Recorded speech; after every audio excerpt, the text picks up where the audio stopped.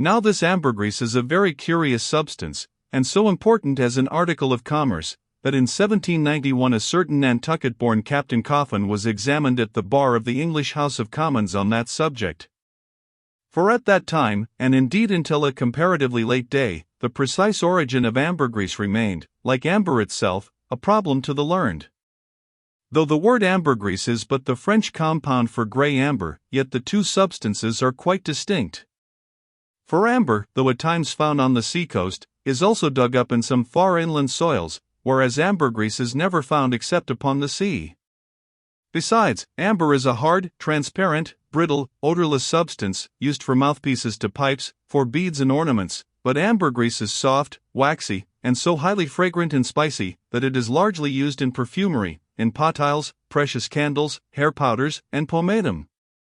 The Turks use it in cooking, and also carry it to Mecca, for the same purpose that frankincense is carried to St. Peter's in Rome.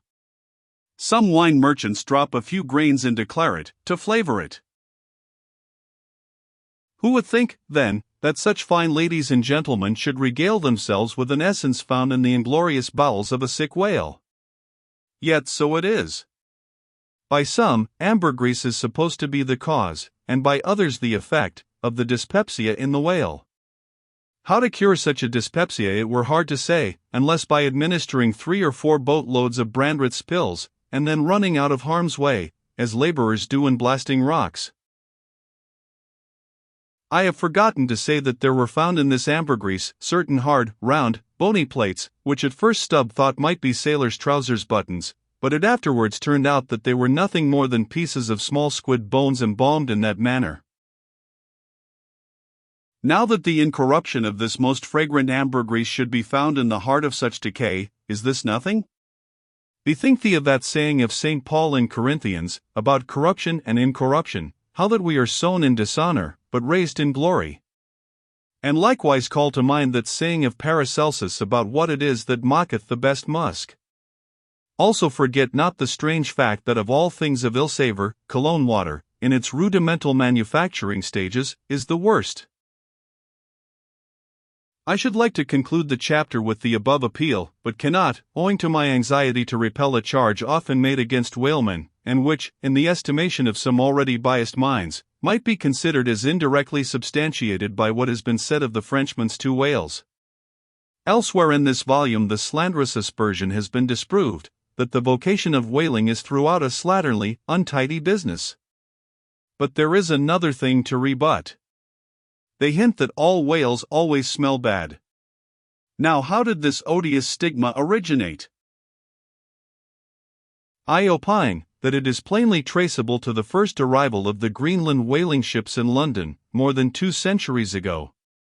Because those whalemen did not then, and do not now, try out their oil at sea as the southern ships have always done, but cutting up the fresh blubber in small bits, thrust it through the bungholes of large casks, and carry it home in that manner. The shortness of the season in those icy seas, and the sudden and violent storms to which they are exposed, forbidding any other course. The consequence is, that upon breaking into the hold, and unloading one of these whale cemeteries, in the Greenland dock, a savour is given forth somewhat similar to that arising from excavating an old city graveyard, for the foundations of a lying-in hospital. I partly surmise also, that this wicked charge against whalers may be likewise imputed to the existence on the coast of Greenland, in former times, of a Dutch village called Schmerenberg or Smerenberg, which latter name is the one used by the learned Fogo von Slack, in his great work on smells, a textbook on that subject. As its name imports, smear, fat, berg, to put up, this village was founded in order to afford a place for the blubber of the Dutch whale fleet to be tried out, without being taken home to Holland for that purpose. It was a collection of furnaces, fat kettles, and oil sheds, and when the works were in full operation certainly gave forth no very pleasant savour. But all this is quite different from a South Sea sperm whaler, which in a voyage of 4 years perhaps, after completely filling her hold with oil, does not, perhaps, consume 50 days in the business of boiling out, and in the state that it is cast, the oil is nearly scentless. The truth is, that living or dead, if but decently treated, whales as a species are by no means creatures of ill odor, nor can whalemen be recognized, as the people of the Middle Ages affected to detect a Jew in the company, by the nose. Nor indeed can the whale possibly be otherwise than fragrant, when, as a general thing, he enjoys such high health, taking abundance of exercise, always out of doors, though, it is true, seldom in the open air. I say, that the motion of a sperm whale's flukes above water dispenses a perfume, as when a musk-scented lady rustles her dress in a warm parlor.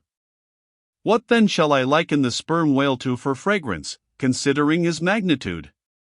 Must it not be to that famous elephant, with jeweled tusks, and redolent with myrrh, which was led out of an Indian town to do honor to Alexander the Great?